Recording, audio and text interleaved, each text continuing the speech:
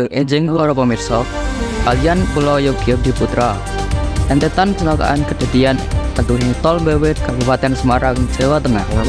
Diwiwiti saka Mapelon Truk Sawangsa Bawet tumuju Salatiga.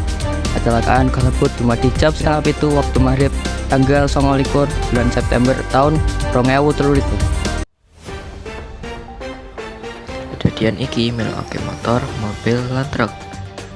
Diduga merga truk kasebut gagal rem lan nabrak sekawan mobil lan sungai motor. 7 wong luka parah lan 11 wong padha luka cilik lan uga sekawan wong padha seda.